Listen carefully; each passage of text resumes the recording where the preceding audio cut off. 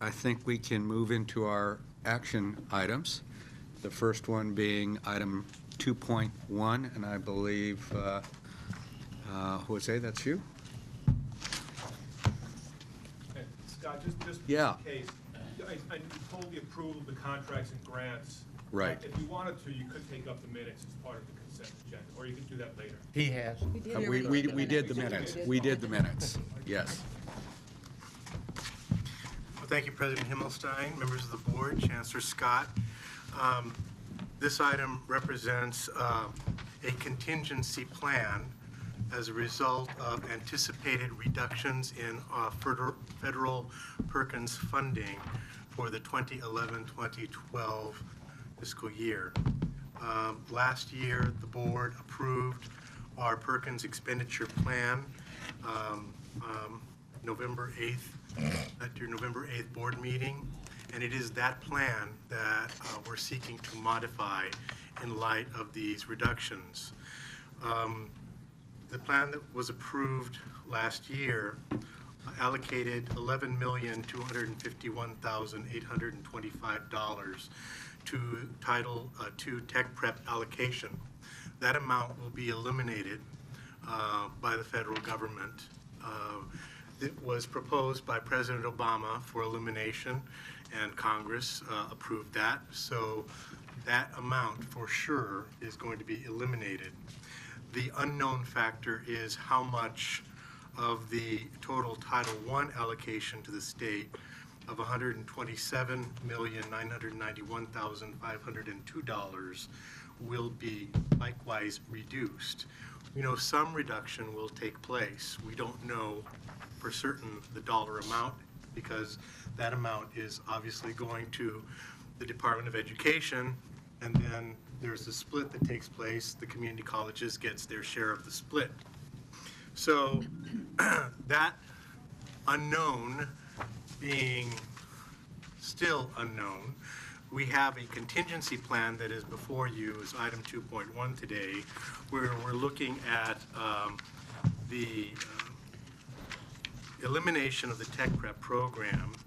And for the next fiscal year, what we're proposing to do is to fold the Tech Prep program into the 10% set-aside reserves that we're allowed to do under the federal law, so that we have a year's time to basically reposition what used to be the Tech Prep program and look at focusing on STEM program support. Since science, technology, engineering, and mathematics are critical areas in the CTE programs, we're hoping to transition that Tech Prep focus to support STEM programs at the colleges.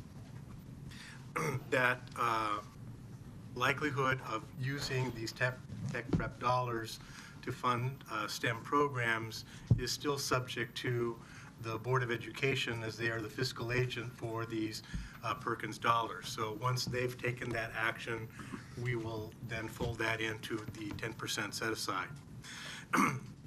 As for the other amounts in Title I, we're looking at some reductions in areas that heretofore have been funded, like the statewide leadership projects, the advisory committees, the regional consortia, and the statewide collaboratives, all of which have received funding as is laid out in the item before you. We are still in the dark as to the amount of money that needs to be reduced for these program areas, but what we are recommending is that we preserve as much as possible this infrastructure for the management of the CTE programs at the colleges. All of these expenditures are in support of these CTE programs, and if we're looking at reduction, we want to minimize that reduction so that we don't eliminate that infrastructure altogether. So as of now, I don't have a firm dollar amount for these reductions, but I do want to alert the board that there will be reductions to these areas as a result of the federal action. So with that, I would ask for your support for the amendment to the Perkins expenditure plan that the board had approved last year. Questions from the board? Member Thomas? I'm not sure where to direct my question, so I'll just put it out here. I believe when the Board of Governors and the State Board of Education met jointly, that CTE was one of the areas that we talked about working collaboratively. And I'm curious to know if anything more has happened in that area. And then, as Jose is aware, rather disappointed that there has not been a recent meeting of the Joint Advisory Committee, and just curious as to, are you getting any, you or the office here getting any connection with CDE to find out, is there an intent to get that body together again? Well, I'll answer the second part of the question. The first part, I've not been privy to those discussions as far as the Board of Governors and the Board of Education. But insofar as developing a meeting for the Joint Advisory Committee on CTE, we have been in discussions with CDE primarily as a result of this particular issue that's before the board this morning.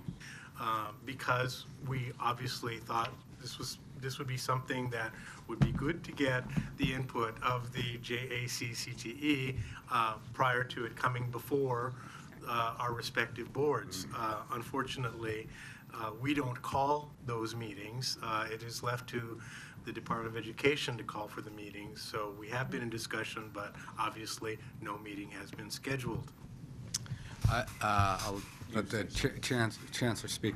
I have had a discussion with the president of the state board. I'll report that under our goals, because we'll need a bit more discussion on it. Chancellor, do you want to? Yes, as most of you know, there's been a complete turnover as far as the State Board of Education is concerned. And so the people we met with last year are no longer members of that board.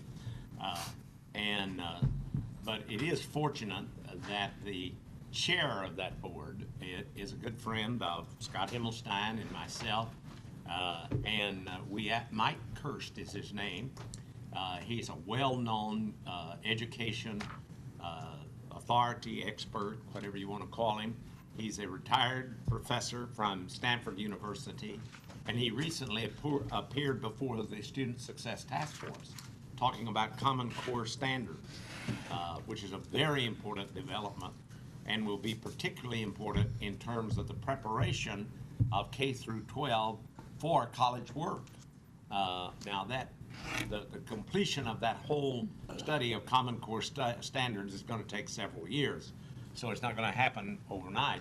We also received word that the new executive director of the state board, that is the staff person, is Sue Burr. And that's also, I think, an excellent development. Sue is somebody that, when I was chair of the Education Committee, often appeared.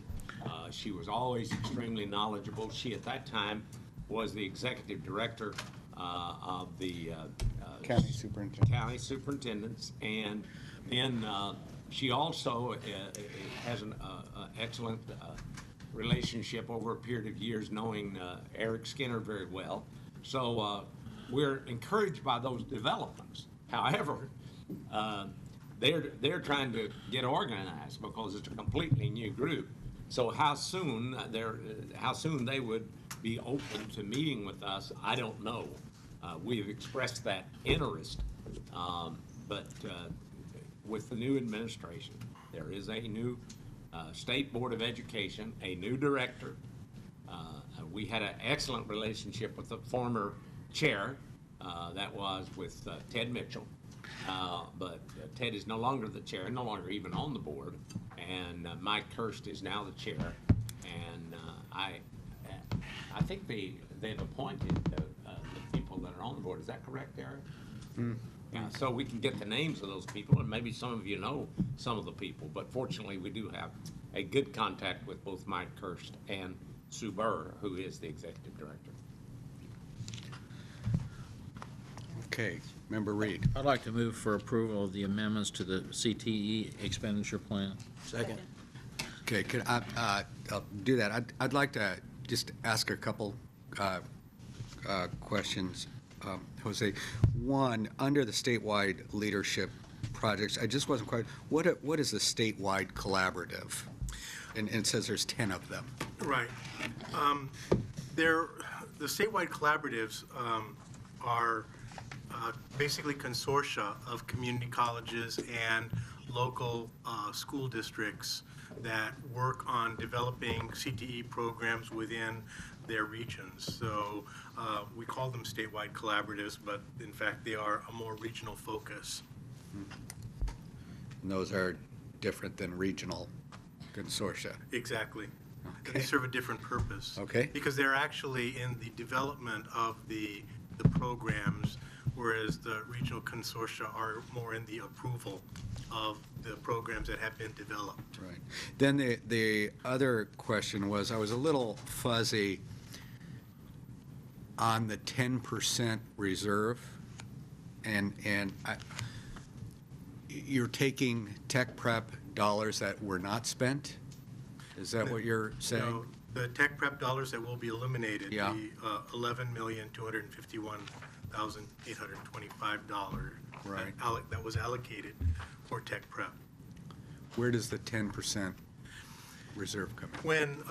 When CDE receives the allocation of Perkins money from the federal government, they are allowed to set aside a 10% reserve Right. from that total before the split. Right. So what we're proposing to do and proposing to the Department of Education is to use that 10% set aside, That was allocated this year. correct, Okay. to fund the transition year for tech prep prior to its going away. And we have specific programs that we would Yes. use. Absolutely. Okay. So there's a motion on the floor and a second. All in favor? Aye. Opposed? Motion carries. Thank Thank you. you, Vice Chancellor.